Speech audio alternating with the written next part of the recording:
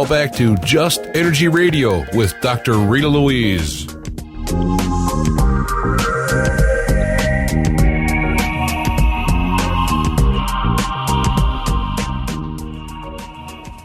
Hello and welcome back to Just Energy Radio. I'm your host, Dr. Rita Louise, and thank you all for staying tuned to the second hour of the show. In this hour, we're going to be speaking with Alex Teplish about his graphic novel, In the Beginning, the Epic of the Anunnaki. But don't forget, Just Energy Radio is brought to you by SoulHealer.com and the Institute of Applied Energetics, where you can learn to become a medical intuitive counselor, or energy medicine practitioner. And don't forget, stop by the Just Energy Radio webpage, www.justenergyradio.com, and sign up for our weekly newsletter or check out our show archives. So I'm going to tell you a little bit about Alex and get him on the air. Alex Teplish was born in Odessa, Ukraine, which is formerly part of the USSR. I have this very long bio, and I'm just trying to cut through. Since an early age, he has had an inquiring mind and took great liking and interest in science and all things related: astronomy, extraterrestrial life, science fiction, and comics.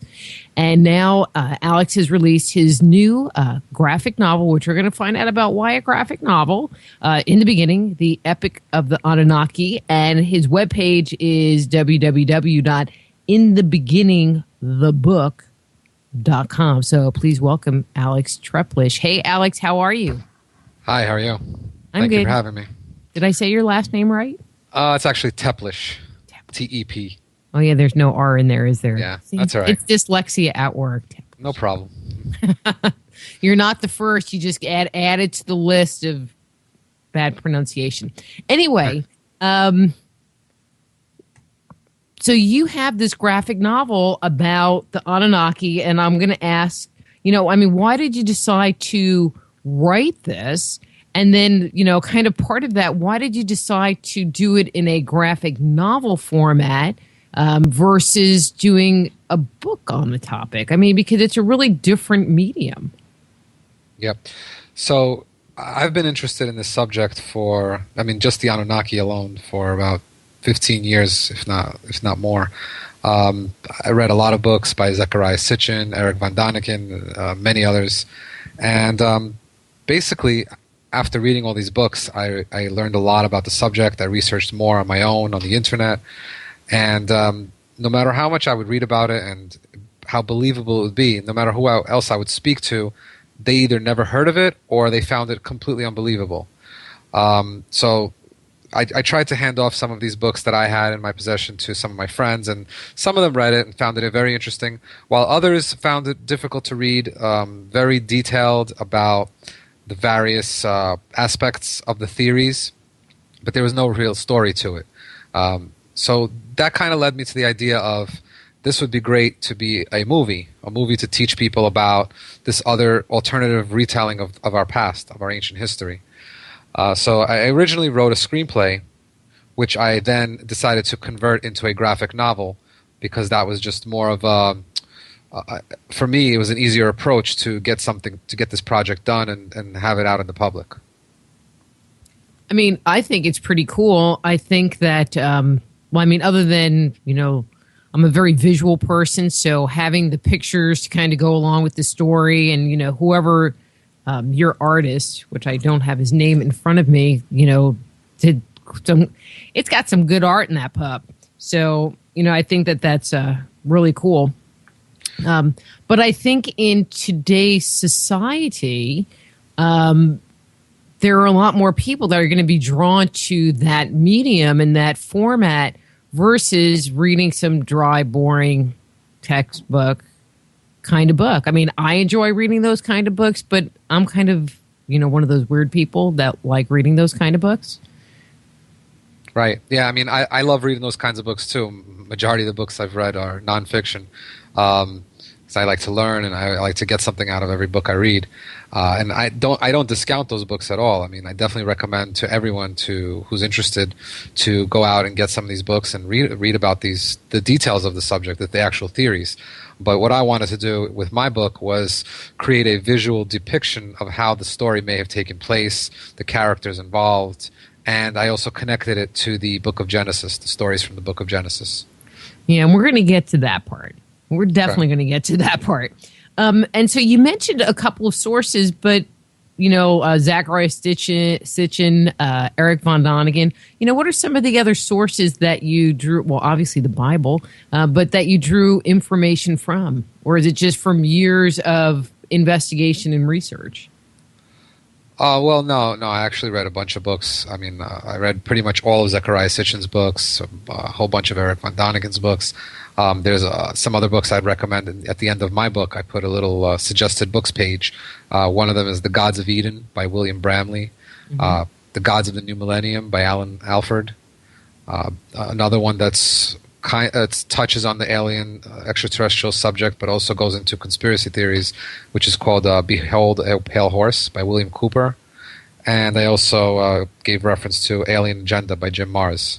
So those are all the books that provided me with a lot of information and the details that I needed to put the story together.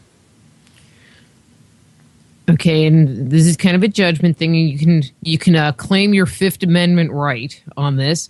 Sure. How closely to the mythic line did you try to keep the story, or was there a certain amount of creative license at play in creating this narrative?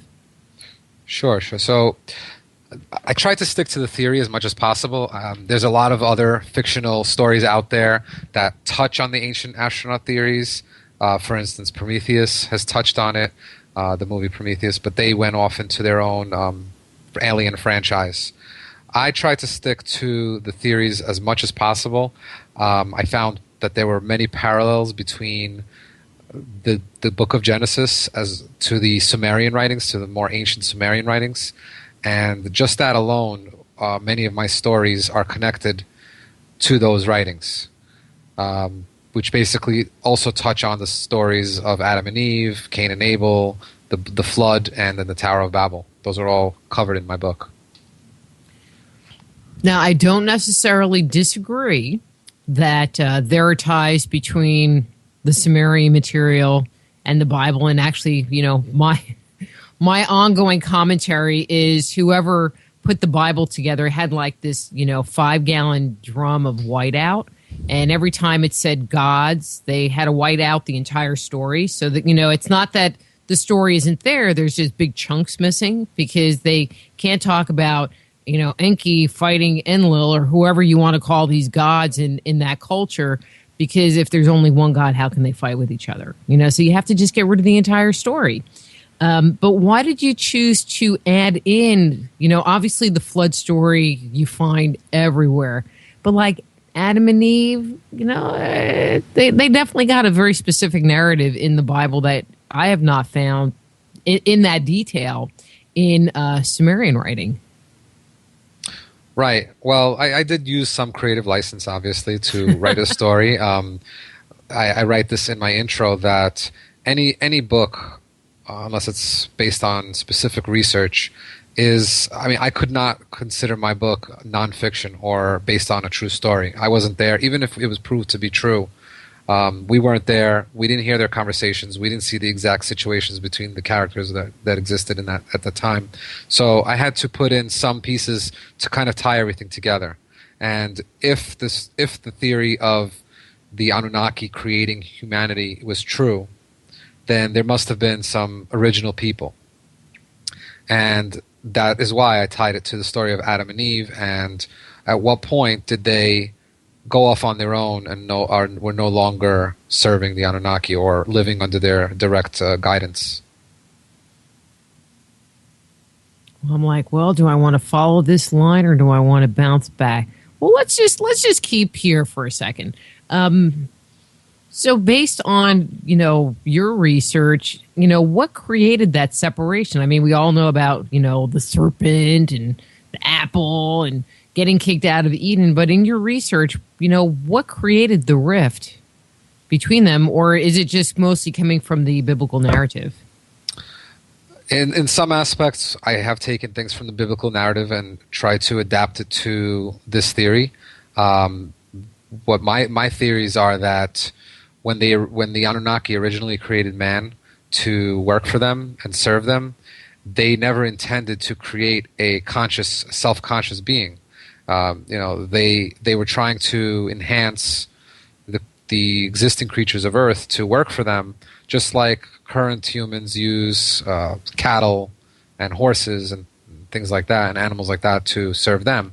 They were doing the same thing, except they crossed the line when they basically kept upgrading their creation to the point where man became self-conscious, and they realized that. And I think that they were not much different than humans are today as far as their conscious and their outlook on life. So they saw that this was a conscious being, and they could no longer keep them under control. They weren't trying to replicate what we know as slavery, but more of the servitude of another creature.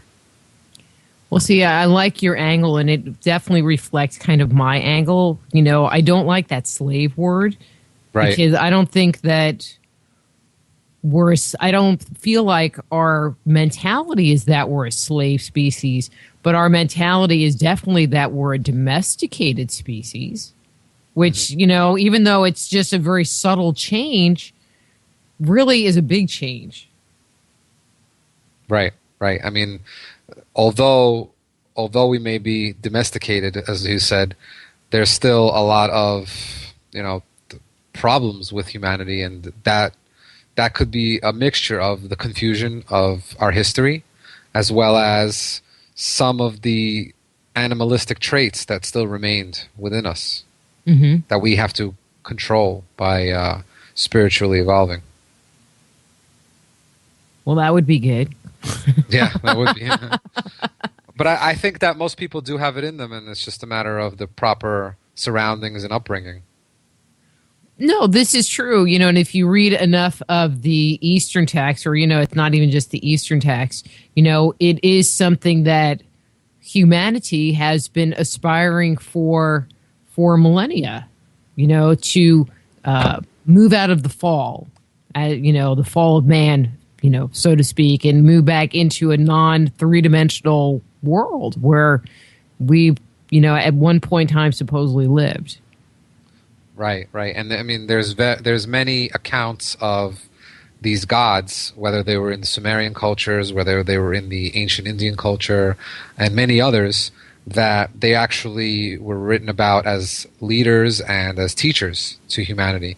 They not only taught humanity civilization and technology, or at least the technology from back then, but they also tried to spiritually awaken. They tried to teach humanity about the proper living, how to connect to the energy that exists in all. And there's evidence for that in many civilizations that tie together. So do you think that the Anunnaki were physical beings? Do you think they were, as some people suggest, interdimensional beings? What's your thought on that? I think that there was a point. I think that they possibly evolved as well throughout the history. I think that when they first arrived to Earth, they were physical beings. I think that at some point they left, and possibly some stayed behind. And I actually have some theories that once they left, they were able to ascend to another level of energy, of living, where they no longer needed to interact with our planet, or they interacted with us on another level in a different way. But the ones that did not ascend, or the ones that did not return, remained grounded on Earth and kind of stayed behind and ruled humanity from the shadows. So do you think they're still here? I think it's definitely possible that they're here, and there's so few of them that all they can do is basically create this pyramid structure of control over the leaders of the world leaders and religious leaders, and everybody else just can't know about them in order for them to remain in control. And I'm sorry. No, go ahead. Go ahead. And I was just going to say that all of these things we're talking about are theories, speculation. I don't like to say that I believe this. Like I have faith that this is the absolute truth, but I do believe that that these are the possibilities that exist. Mm-hmm. Well, and I like the way that you kind of, there's what I believe, and then there's, what evidence suggests, which is two different things. There's what I believe, and then there's what this material suggests. Right. But with that said, kind of going back to that conspiracy thing, I really didn't ever investigate that whole notion of extraterrestrial control of the Earth, until fairly recently. And that whole concept to me is actually kind of scary. Yeah. Well, it's like this, my interest started with just being interested in what exists out there. Are there extraterrestrials? Have they ever have there been documentation of them? Then I started coming across these books and these theories of the ancient astronaut theory. And the more you research it, the more pieces start to connect to history, to the current global situation, to kingship that has existed throughout time, and to many of the customs and cultures that exist all over the world. Everything ends up being connected the more you read into this subject. Mm-hmm. But it's still really scary. Because it just is, level upon level, and you start looking at what's going on in the world or what has gone on in the world from a very different perspective. It's not like this whole kumbaya moment. Yeah, one of definitely not. All right. Yeah, I wrote this one article, and I talk about, the domestication of humanity. And, one of the things that happened with civilization is that we started gathering in towns and cities, and there are people that speculate that these extraterrestrials are trying to feed off of our energy. And it's like, well, how convenient is that? We're all living in these cities. It's like they don't even have to scavenge around for us. We're just in our own little self-made pens and just right there hanging out. That's a scary thought. To have that even go through your mind, that's a scary thought. Yeah, how about this thought? The main one of the focuses of the theory is that the Anunnaki came here in search for gold for their planet and for various other uses. We're still collecting gold to this day, and we're hoarding it, and the governments are keeping it concentrated in these specific areas that are well known to everyone. And even lately, there's so many incentives for people to trade in their gold for cash, and everybody's running to these little stores trading in their gold for cash, and that gets melted down and gets sent to these giant locations of gold. So if they ever need it, they know exactly where to get it. And I'm going to have to tell you, I don't agree with Sitchin's gold theory. I agree that gold was important, but I couldn't find the gold, Alex. I just couldn't find the gold. Although I did speculate, okay, this was a speculation, that they use gold to cover their skin because they were sensitive to sunlight. And maybe there was, he was kind of following that same track, but kind of made it a bigger thing. I don't know. Yeah, that's one of the pieces to it that is debatable. If they were looking for the gold, what were they using it for? And, there's a lot of theories on that. Some people believe that they would convert it to some ingestible form that would that would basically expand their lifespans. There's evidence that it can be used to purify the air. There's actually some medieval churches that used to coat their stained glass windows with gold, with nanoparticles of gold that would end up purifying the air in those churches. So they've had this technology or this know-how for many, many years, and it goes back to ancient history. See, and that's the part that I find amazing, is that we are just now rediscovering some of the sciences, I'm not sure how else to put this, but some of the sciences that our ancestors knew about thousands and thousands of years ago, that if you suggested it, 100 years ago, like we were just talking about the Dogon in the last hour, and about, that they were these extraterrestrials and blah, blah, blah. But the guy who did the primary documentation of that culture, I mean, how could he wrap his mind around these extraterrestrials in the 1930s? Right. And not only that, but they were describing the stars, the Sirius star, and that it was a binary system, and there was a white dwarf as well. These kinds of things that they were describing only came about later with modern astronomical machinery, with special equipment, and they were able to describe this stuff without having any of that kind of equipment. So they must have learned it from somewhere else.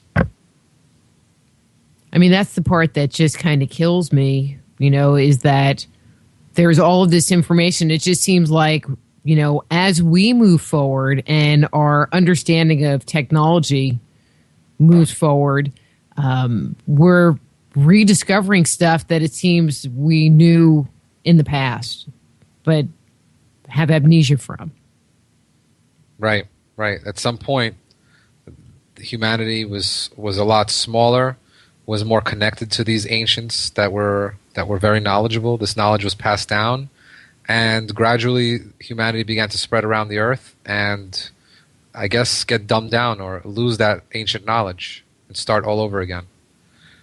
Some say that it's possible that the ancient flood, which archaeologists have recently also came out and said that it is possible that there was a global flood, or there was many floods happening around the same time around the earth, that was kind of a reboot for humanity. That prior to that, there's a lot more knowledge and a lot more connectivity between people on Earth, and then it was started all over again.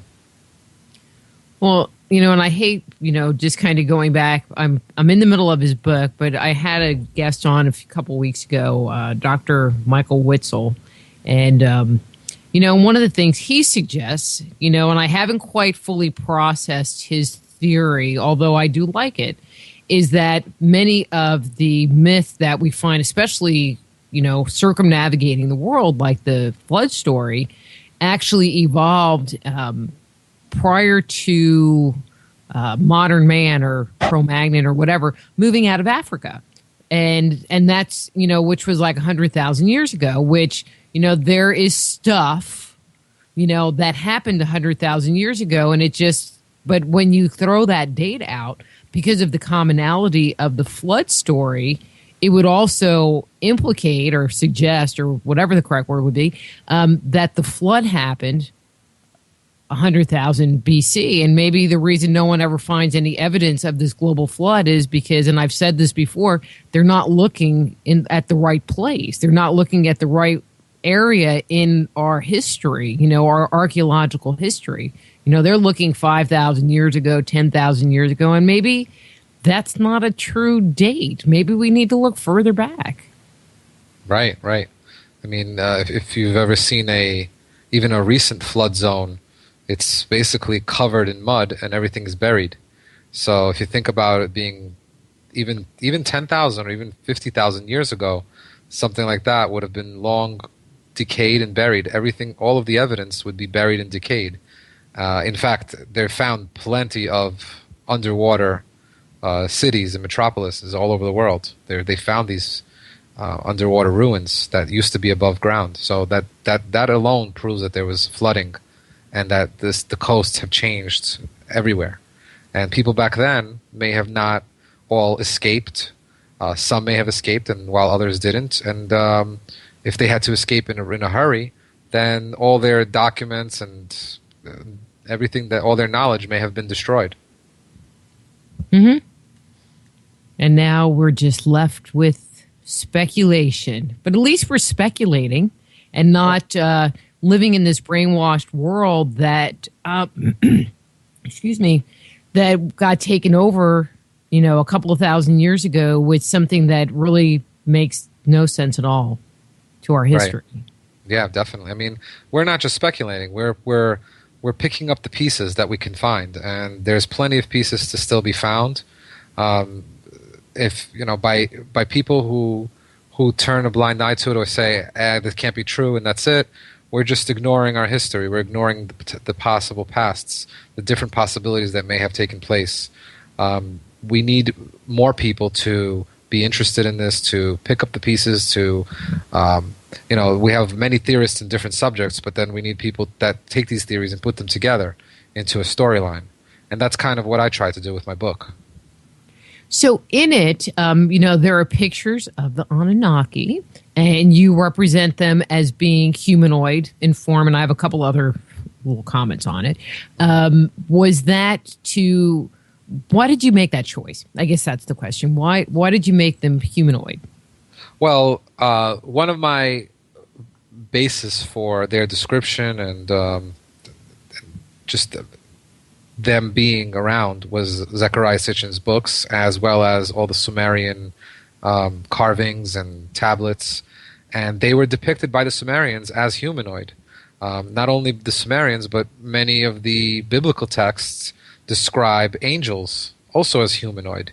The ancient Sanskrits describe this similar gods also as humanoid. I mean, everywhere you look in these ancient cultures, they never really talk about. I mean, sometimes they talk about other types of beings, whether they're reptilian, amphibian, but they're still usually in some humanoid form. Whether their skin is different, or their hair is different, or their eyes are different, but they're usually in a humanoid form. And that's why I try to stick to the ancient stories as well as the theories and combine them into my book. One of the things that I noticed is in the images, many of the individuals had these kind of big, I don't want to say pointy, but kind of pointy hats on. And the first thing that came into my mind are the representations and the practice of cranial deformation, where they would elongate the head and then wear some kind of a headdress to make it look even bigger. Was that a conscious decision to give them kind of these big pointy heads, or did that just end up that way? Yeah, I mean, I tried to base things on many of these ancient depictions of the ancient cultures. There are heads, giant heads found in Turkey near an ancient site called Göbekli Tepe, where they have these pointy hats and these longer heads. The ancient Egyptians depicted some of their gods with these types of heads. In South America, they've been depicted, and they've been deforming their own skulls to mimic those types of skull formations. So definitely I took influence from there and applied that to the description of the Anunnaki. Well, I thought that was cool. So there are a number of people who believe, or I don't know if they believe, but I don't know, seem to imply, that's a good way of saying it, that the Anunnaki are the only group of extraterrestrials that have come to the Earth, that exist in the galaxy, whatever. What's your thought on that? Well, I mean, if you just look at it mathematically and the way even lately astronomers have been saying how there can be life supported on different types of planets, on planets that orbit brown dwarfs, not just stars. The chances that there's other intelligent life forms out there are, I mean, almost 100%. Because why should we believe that we're the only ones, or even if us and the Anunnaki can be the only ones, or that these other beings are all humanoid?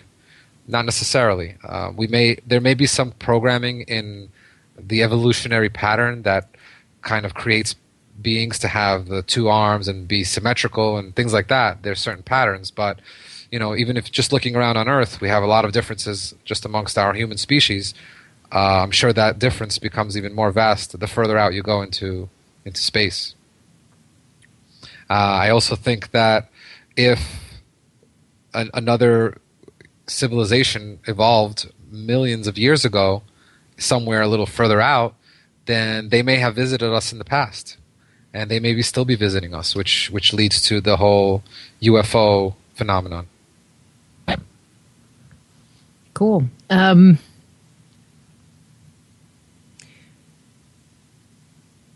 Do you think in the material that you studied, I mean, I just want to kind of keep on this thread. Sure. In this material that you studied, that there are implications that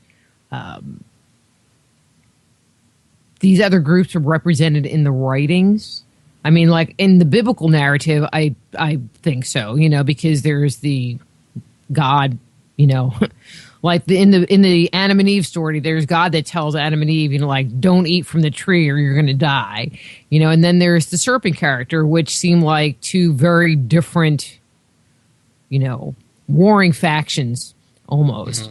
Did you find that in your research and did that get incorporated into your graphic novel in the beginning? Well, the serpent character I depicted as, and this is widely accepted amongst the ancient astronaut theory, as Enki, who was also humanoid, like the others. But I did include, and this is towards the end of the story, towards the end of the book, I did include another race of aliens that are just, the subject is just touched on. I'm leaving it open for future sequels and other ideas. Oh, a movie writer right up front, right? Yeah. Got to leave it open for the sequel. Well, yeah. I mean, I would have been. I could have gone on and on in this kidding, book. I could have gone on and on with this book, but I wanted to finish the project and leave some ideas open for future books. So, in your research, where do you think the Anunnaki came from? Well, the theory is that they came from a planet called Nibiru. Lately, there's been it's that theory. Well, originally Zecharia Sitchin wrote that it was just a planet that was far out in our own solar system. But lately, there's been a little bit more added to that theory, as far as there being a potential brown dwarf that is a binary part of our binary system of our own sun, and Nibiru orbits that brown dwarf. Obviously, would orbit it a lot closer than we orbit our sun because the brown dwarf isn't as powerful. But everything I try to base on actual scientific fact or research. So there's a lot of astronomers that have found that habitable planets can exist around these brown dwarfs, and there are actually more of them than stars in the universe or in our local galaxy. And I'm familiar with that brown dwarf. I mean, I haven't, done an in-depth investigation. I know that one of the things that Zecharia Sitchin talks about is the 3,600-year cycle, 3,200-year cycle. And did you find any parallels with the movement of that brown dwarf that might suggest that we're talking about the same astronomical body? Well, yeah. I mean, there in 1983, I believe there was some scientists that detected something large out in our own solar system. That article came out, and then there was not much follow up after that. But there's been a whole bunch of astronomers ever since that have calculated the way the planets are arranged in our currently known solar system. Some of the planets are tilted a certain way, the way comets are being thrusted in certain directions, and this large body that may exist out there explains how all these formations came to be. What's causing this additional gravity or this additional force to affect the planets we know of today. That's one of the pieces to it. But there's other evidence. I mean, the Sumerians counted. They had a something called a sar, which is like what we call a year, which equaled to the 3,600 years. They actually, prior to a certain, the Sumerians kept a long king list going back tens of thousands or hundreds of thousands of years. So the most recent kings that they documented lived normal human lifespans. But as you go further and further back, the lifespans that they've documented, and they have their names and the descriptions and everything, their lifespan begins to increase, First, it gets into the hundreds of years, then it gets into the thousands of years, and at some point, going back, they actually counted SARS instead of years. So some of their rulers that they go back to were known to be part god or demigods, and they were supposedly lived for 10 SARS or 8 SARS, or at least ruled for that long. Not lived, ruled for that long, which equals to 28,000 years, 36,000 years. The same thing, if you look at the biblical stories, they also talk about the original patriarchs living extended lifespans, also in the hundreds of years. So that kind of connects to the SARS and the 3,600 year count of Nibiru circling or basically getting closer to Earth every 3,600 years. Now, I don't think that 3,600 year is an exact number, and my theory is that some of the astronomically aligned megaliths around the world were meant to basically calculate this approach, or when is the next approach based on other alignments. I've read a lot about this, the SARS, and I find it interesting that people will put out, oh, well, the SARS are actually talking about moon cycles and not annual cycles. So when you take the however many SARS and convert it into years, it ends up being 26,000 years, 32,000 years. I mean, a lot of years. But then people say, oh, no, it's really moon cycles, and it takes the number and makes it really small. But what I find interesting is that when you look at mythology from areas outside of the Middle East, you also find these extended lifetimes of some of the very ancient gods. And so I don't understand why they say, oh, well, this can't be, when there's, in my opinion, evidence to suggest that it was a common thing. Right, and I mean, even just with the Sumerians, why would they go back and change it? Why would they count in SARS up to a certain point and then start counting in years and then gradually decrease that amount? It doesn't make sense. If they were consistent, they would have counted in years the whole time. The fact that they have to count in SARS shows that the years was just too lengthy for them to even state. They were the measurements back then were a lot different, and then, like you said, if you compare it to all these other cultures, they have common stories. So either it all goes back to one fictional story, or there's some truth in it that just has been lost over the time. I mean, I just think that it's interesting that post-flood, the lifespan of humanity drops down to where it is today, and it's been in that same place for the last, minimally, right, I have to come up with a good number, 6,000 years, more likely 10 to 12,000 years. Right. But, and I have some theories on that, but I'm working on a new article on that topic. Well, that's not the topic. It's just one of the byproducts of that topic. So I'm not going to share yet.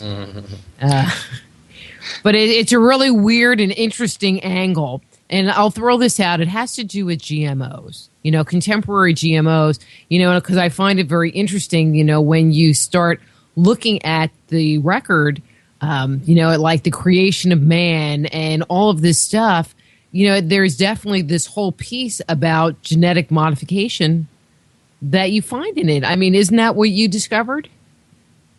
Yeah. I mean, the genetic modification in the food, and then that food could leach into our own genetics and start altering us. Who knows what direction that will take us? There's been a lot of different genetic alterations in ancient history, and part of it was the mixing of different human species, and now there's more basically interference with these crops that are being completely altered. So when we were created, was it, well, I'll just back the question up and just ask more generic. So based on your research, how were we created?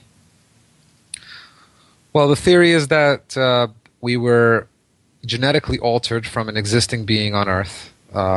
Evolution still exists. basically on Earth, hominids evolved, and their skeletons have been found.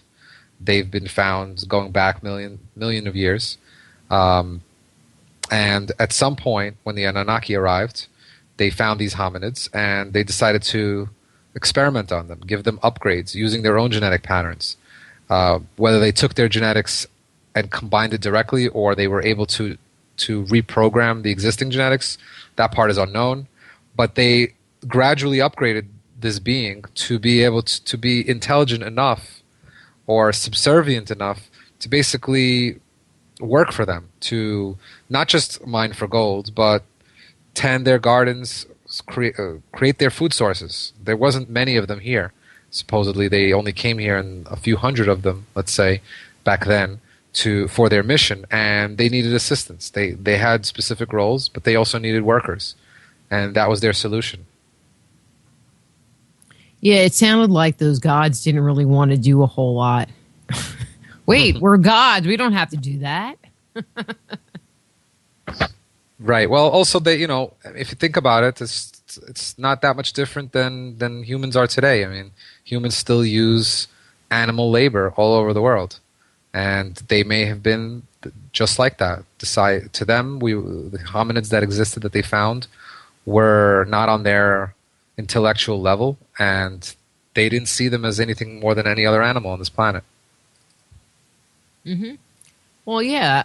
And so many people have just this giant issue around that whole kind of moral concept. Like, well, how could they think about us that way? We're humans. It's like, excuse me, we do animal testing on monkeys and rabbits and dogs. It's like, really?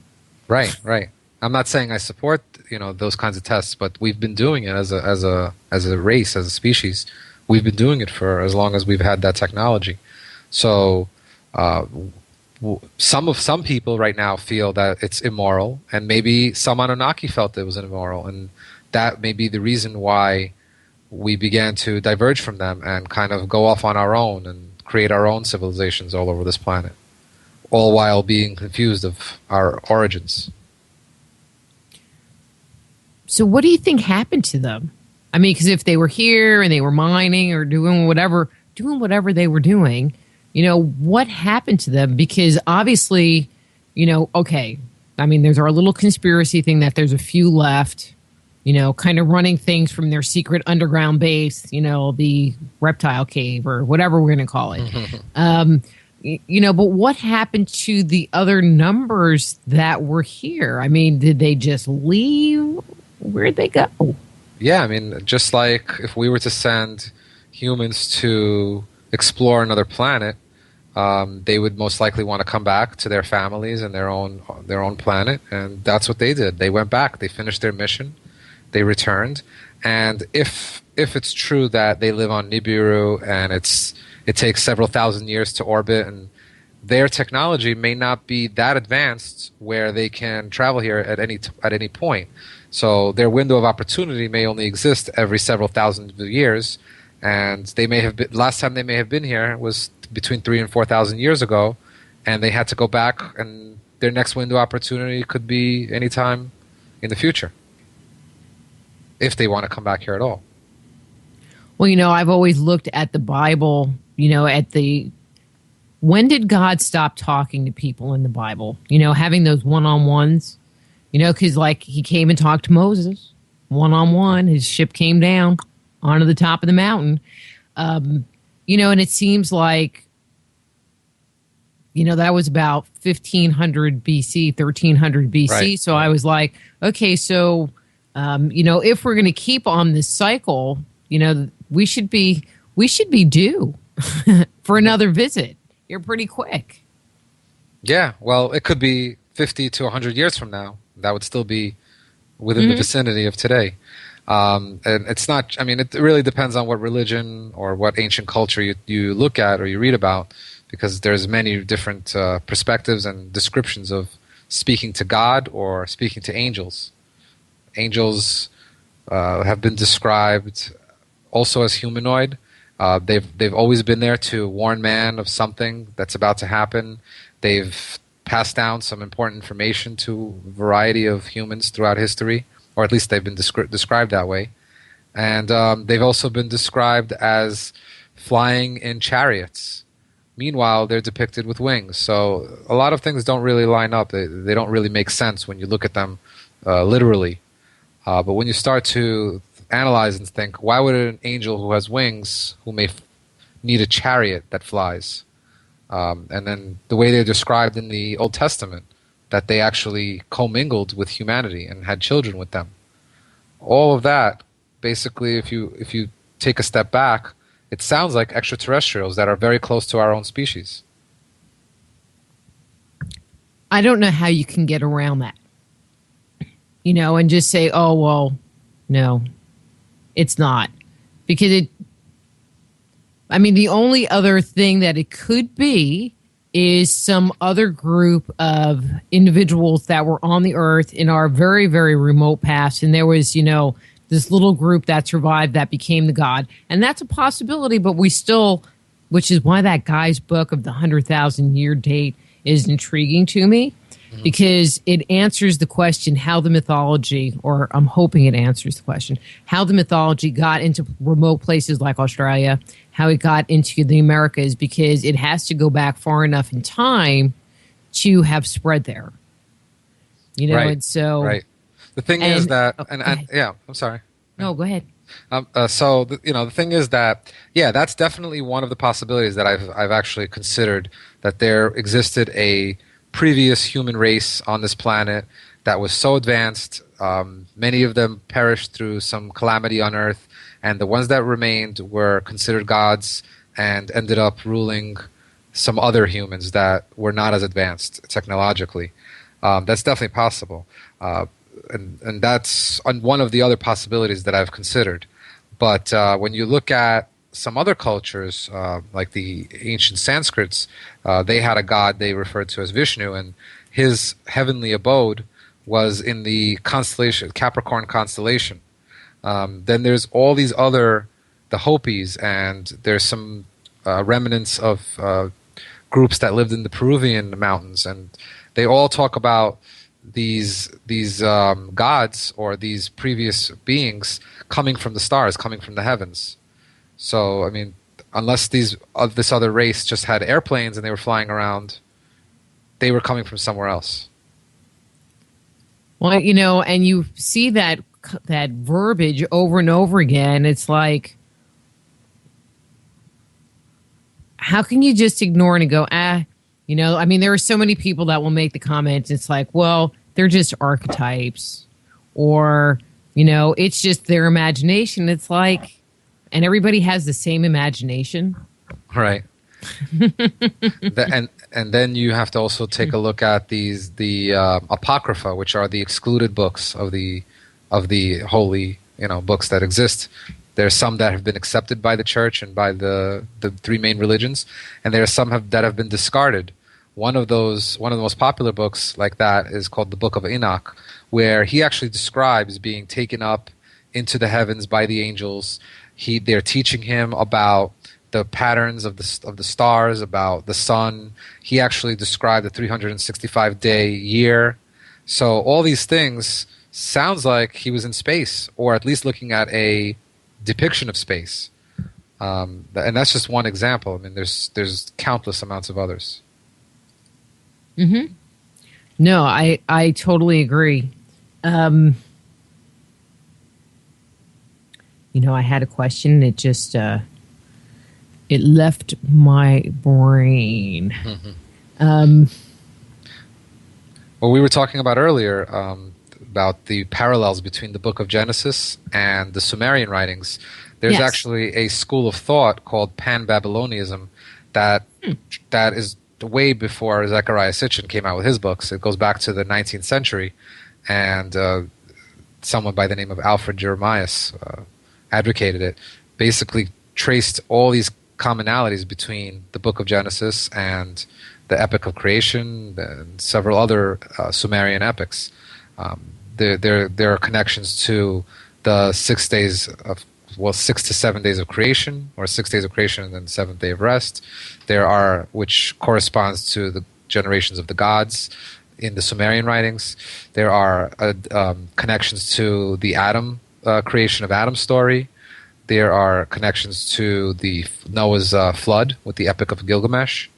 That one has the most parallels that even biblical scholars can't deny. And there's some that stepped forward and said, yes, there's definitely a root in the Sumerian writings that the biblical texts have taken from. Yeah, I just think that it is wonderful and a blessing that all of the texts have been discovered. I mean, there might even be a whole lot more that we haven't found yet in Sumeria, because they do date far, pretty far back, and they are the most congruent. They're carved in stone. You can't argue about it. You can't say, well, that was really written down at this date, but they don't really know. I mean, these were written down, and they can look at the grammatical usage of words and the linguistic characteristics. I mean, very scientific. And, and identify how old the narrative is based on the linguistics. But it's just, it really gives you a different way and a baseline to start looking at all of these other myths and myth-based systems, because the Bible is a much later iteration of that mythological line. Right. And then so many different cultures from around the world have similar stories, which means that, each story is different, but they're all similar. They're all like the Hopis talk about a flood. The Middle East, many flood stories all over South America. I mean, there's flood stories all over the world. The ancient Indians talk about it. In fact, the Hopis and the ancient Indians have something in common where they both believe that we are now living in the fourth age, and humanity has been recycled prior. And there's been prior ages where we also went through a process. It may have been a different process. It may have been a different stage of humanity, but that's something that parallels from an ancient culture going back thousands and thousands of years in India to the Hopis who have been in the Americas for a very long time. And they believe that. Yeah, but there's no connection. Alex, this has been great, but our time is up. So if people want to get a copy of your graphic novel, In the Beginning, The Epic of the Anunnaki, where can they go? So the book is sold on my website, inthebeginningthebook.com. I also have a Facebook page. It's facebook.com/inthebeginningthebook. On the Facebook page, I post related content, articles, and theories almost on a daily basis. So there's a lot of interesting information there. So I'm always expanding on my research. I encourage everybody else to contribute, do their own research. Don't take anyone's word for it. And my book tries to tie everything in together, visualize a nice story, and it leaves it off at the end where it really gets people thinking. And that can be, you can buy the book at inthebeginningthebook.com. Well, and I was just thinking, a lot of the listeners are obviously more seasoned adults. I don't think I have teenagers listening to the show, but they might have children that they want to introduce to this subject matter, and this would be a beyond perfect introduction. Christmas is coming up; it would make a great stocking stuffer. Definitely, yeah. I mean, the way it's written, it's for, I wouldn't say all ages. I wouldn't say it's for young children, but it's definitely written geared for an intelligent child or teenager, or adults as well. I mean, it's definitely geared towards adults. The story, even though it's a comic book, and people usually associate comic books with children, graphic novels are actually meant for adults, and that's the way it's been written. Right, but I could see a 16-year-old or a 17-year-old picking it up and again, being introduced to the subject matter. Definitely, yeah, definitely. So, 16, 17 is perfect age to... Yeah. Well, okay, Alex, I am going to let you go. Thank you so much for coming on the show, and you'll have to keep me informed of any new projects you have coming up. Definitely will. Thank you for having me. Okay, well, thank you. Okay, that was Alex Teplish. Teplish. See, I said it right this time. And his book is In the Beginning, The Epic of the Anunnaki. The webpage is inthebeginningthebook.com. And next week, we're going to be speaking with Scott Wolter on the Kensington Runestone. And you might know Scott from his show, America Unearthed, on the History Channel. So until next week, I'm Dr. Rita Louise. That was my Chupacabra Bitsy. Be blessed.